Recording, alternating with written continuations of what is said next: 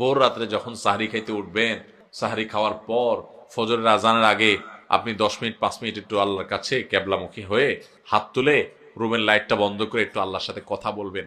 মানুষের সাথে বহুত কথা বলছেন, আল্লাহর সাথে একটু কথা বলে দেখেন। আল্লাহর সাথে কথা বলার স্বাদ আছে ভাই, অনেকে জীবনে একবারও এই স্বাদ পান নাই। একটু কথা বলে দেখেন।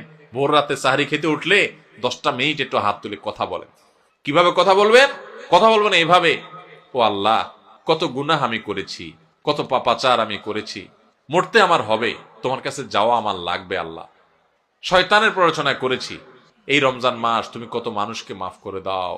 নবী করিম সাল্লাল্লাহু আলাইহি সাল্লাম বলেছেন, ওয়ালিল্লাহি মুতাকাউ মিনান নার ওয়া যালিকা ফি কুল্লি লাইলা। রমজানের প্রত্যেক রাতে আল্লাহ তাআলা অনেক মানুষকে সাধারণ ক্ষমা ঘোষণা করে দেন, যে যাও অমুক অমুক অমুক অমুক, যাও তোমাদেরকে মাফ করে দেওয়া হলো, জাহান্নাম থেকে মুক্ত ঘোষণা করে দেওয়া হলো। আল্লাহ কত মানুষকে আপনি সাধারণ ক্ষমা করে দিবেন। আল্লাহ আপনার সাধারণ ক্ষমা পাওয়ার জন্য কোনো যোগ্যতার দরকার হয় না, আপনি চাইলে যাকে তাকে মাফ করে দিতে পারেন। দুনিয়ার প্রেসিডেন্ট প্রধানমন্ত্রী চাইলে একটা দেশের যাকে তাকে যা খুশি তা দিয়ে দিতে পারে। তাদের যদি ক্ষমতা, তারা তো মানুষ। আল্লাহ আপনি তো মহান সৃষ্টিকর্তা, আপনি তো চাইলে আমার সব অপরাধগুলো মাফ করে আমাকে ফেরেশতা বানায় ফেলতে পারেন, পারেন না আল্লাহ?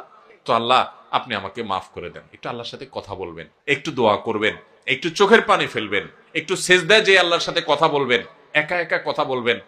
এই সুযোগ গত বছর রমজানে অনেকে পাইছে, এই বছর তারা মাটির নিচে চলে গেছে।